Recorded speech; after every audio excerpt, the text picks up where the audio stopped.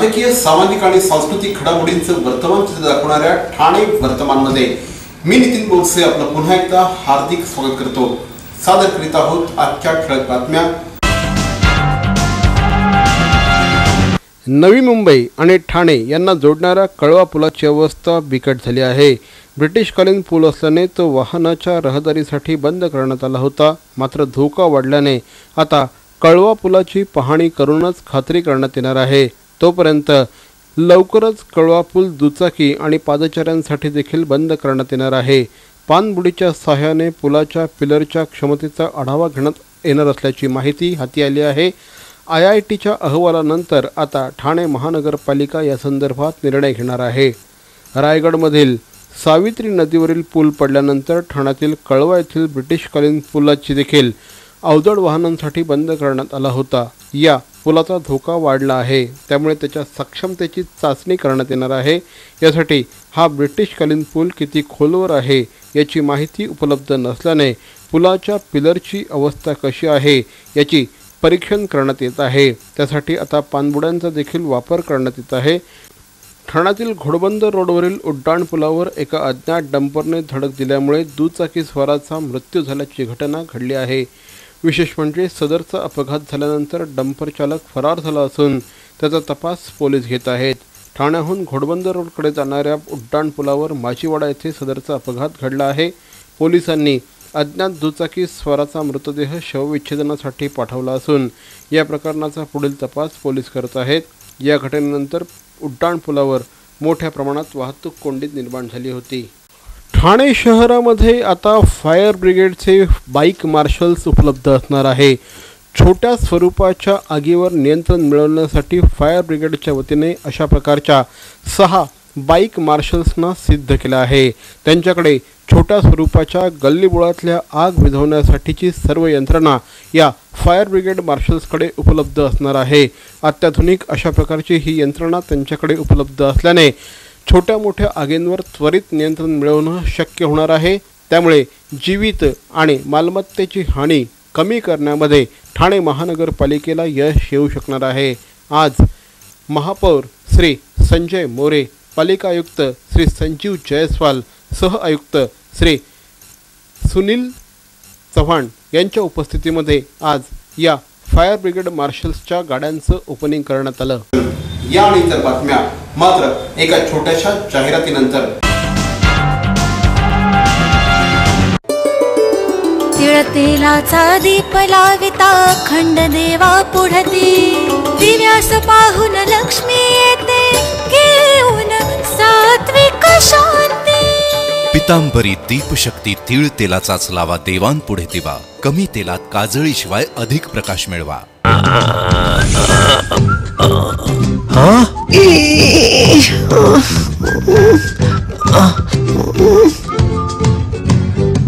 To do the DTH recharge immediately, just click on TGSP Smart Money. Enter your MPIN. Go to Merchant Payment. Select DTH Recharge, Service Provider, your account number, the money you want to transfer. Select your account, enter Transaction PIN, and it's transferred.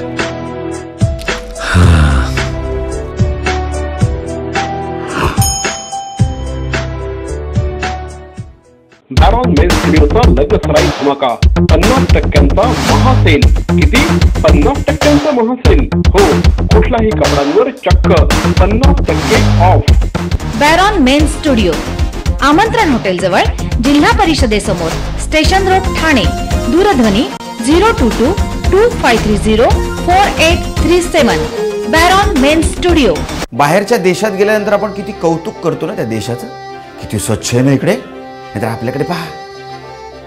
पण खरंच आता आपल्याकडे पाहायची वेळ आली आहे, आपला परिसर स्वच्छ ठेवायची वेळ आली। ठाणे महानगरपालिकेच्या स्वच्छ ठाणे मोहिमेत मी सहभागी होतोय, तुम्ही सुद्धा सहभागी व्हा आणि आपला परिसर स्वच्छ ठेवा। अभिमान वाटला पाहिजे मी ठाणेकर असल्याचा। माझे ठाणे स्वच्छ ठाणे, माझे ठाणे सुंदर ठाणे। मी संजीव जयस्वाल, महानगरपालिका आयुक्त ठाणे, आपणास आवाहन करतो की ठाणे महानगरपालिकेच्या वतीने दिनांक 1 ऑक्टोबर ते 23 ऑक्टोबर 2016 या कालावधीत महास्वच्छता अभियान राबवण्यात येत आहे। या अभियानाचा सांगता समारंभ दिनांक 23 ऑक्टोबर रोजी होणार आहे आणि आपणास विनंती आहे की आपण सर्व आपल्या भागामध्ये सकाळी 8 ते 10 या वेळी या स्वच्छता अभियानामध्ये सहभागी व्हावे। माझे ठाणे स्वच्छ ठाणे, माझे ठाणे सुंदर ठाणे।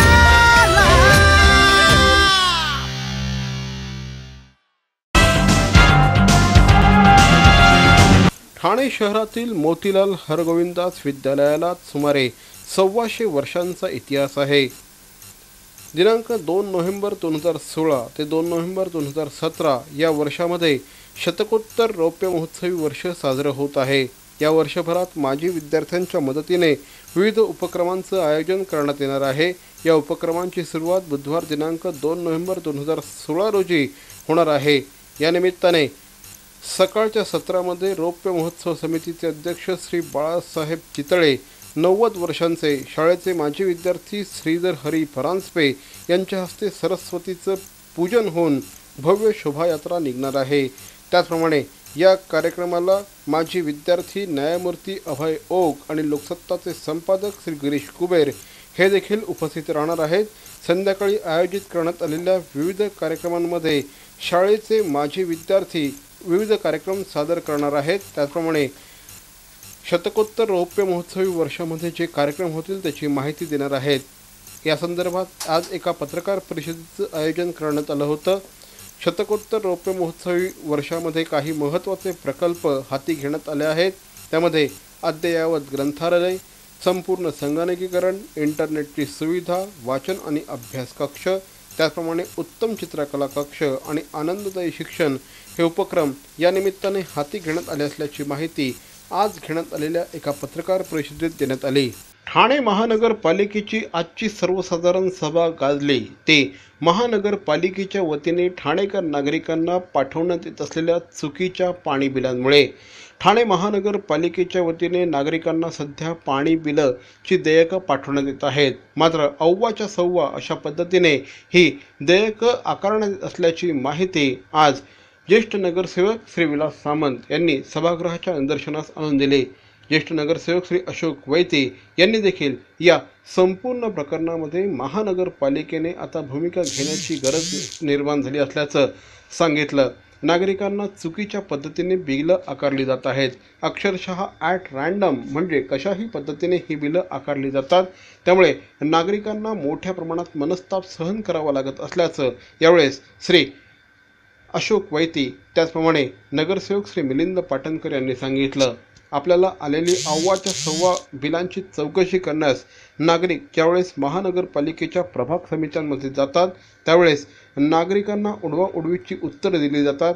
त्या ठिकाणी या प्रश्नांचा निपटारा करण्यासाठी योग्य प्रकारचं मनुष्यबळ नाही, याकडे श्री मिलिंद पाटणकर यांनी लक्ष वेधलं।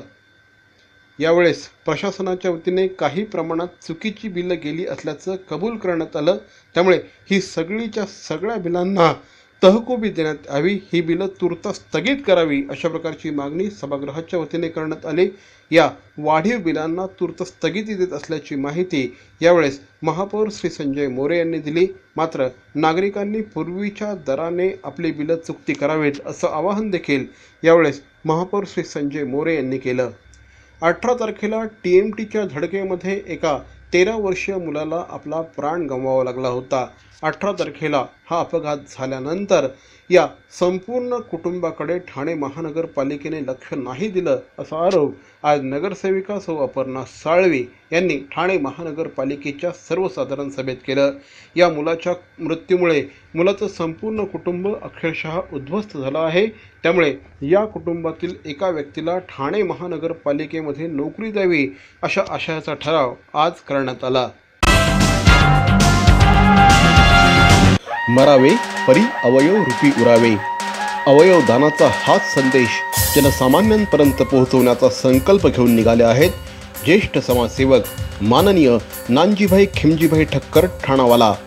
त्यासाठी काढण्यात आली एक भव्य दिव्य रॅली। अवयव दानासाठी सुरू आहेत ठिकठिकाणी जनजागृती सभा।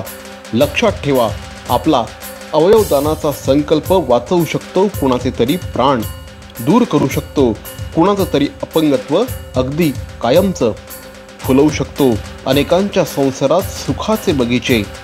अवयवदानाच्या या महायज्ञात सहभागी व्हा. समाजरत्न श्री नानजीबाई खिमजीबाई ठक्कर ठाणावाला यांच्या पुढाकाराने जनहितार्थ प्रकाशित. अहो, आपण आपलं घर स्वच्छ सुंदर नेटनेटकं ठेवतो ना, मग आपण आपल्या शहराच्या बाबतीत उदासीन का? आपलं शहर स्वच्छ सुंदर आणि नेटनेटकं ठेवणं ही आपली जबाबदारी आहे, हो ना?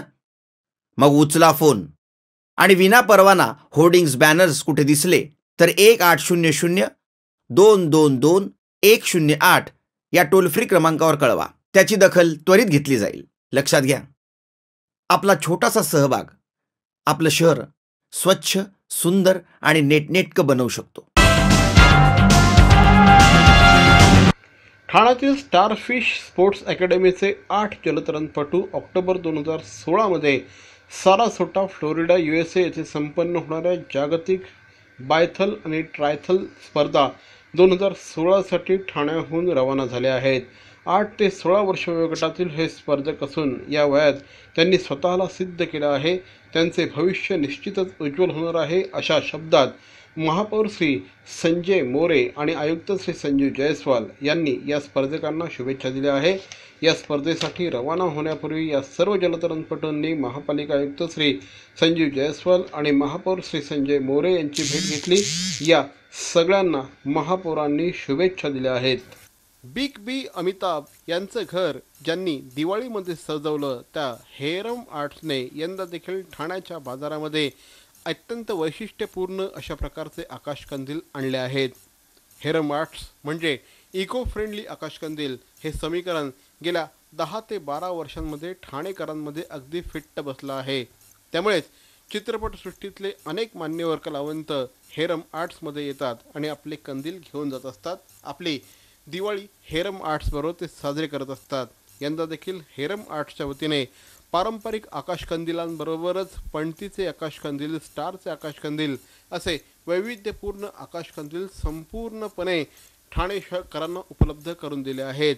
हे आकाशकंदील पूर्णपणे इको फ्रेंडली आहेत. केवळ ठाणे शहरातच नाही तर महाराष्ट्रातल्या इतर भागांमधून देखील आता हेरम आर्ट्सच्या या आकाशकंदिलांना मागणी येऊ लागली आहे. ठाणे शहरातील राममारुती रोड क्रॉस लेनमध्ये हेरम आर्ट्सचे हे आकाशकंदील उपलब्ध आहेत. आणि दरवर्षीप्रमाणे आम्ही नेहमी पारंपरिकवरती ह्यावर्षी भरपूर इको फ्रेंडलीमध्ये व्हरायटीज आणलेल्या आहेत. जो पारंपरिक कंदील असतो त्यालाच सगळ्यात जास्त मागणी असते. मग बाकीचे व्हरायटी आम्ही बांबूचे, ज्यूटचे, पेपरचे, क्लॉथचे असे व्हरायटी आम्ही ठेवलेले आहेत. आमच्याकडे कंदील म्हटलं तर 30 रुपीजपासून स्टार्ट आहे, 30 रुपयापासून तर 2000पर्यंत. 2000चा जो कंदील आहे तो सार्वजनिक सोसायटीसाठी मोठा कंदील. तर मंडळी, या होत्या आजच्या ठळक बातम्या. ठाणे वर्तमानमधून आम्ही ठाण्याच्या राजकीय, सामाजिक आणि सांस्कृतिक घडामोडींचं वर्तमान चित्र दाखवायचा प्रयत्न करतोय. अर्थातच आपल्या सहकार्याची गरज आहे, तेव्हा आपल्या सूचना आणि समस्या आम्हाला जरूर कळवा. आमचा पत्ता ठाणे वर्तमान, Dadaji Konde stadium, shop number 16, Khatan road, Thane पश्चिम. दूरध्वनी क्रमांक 9820939420. तर मग पुन्हा भेटू उद्या याच वेळी याच ठिकाणी ठाणे वर्तमानमध्ये. तोपर्यंत धन्यवाद. जय हिंद, जय महाराष्ट्र.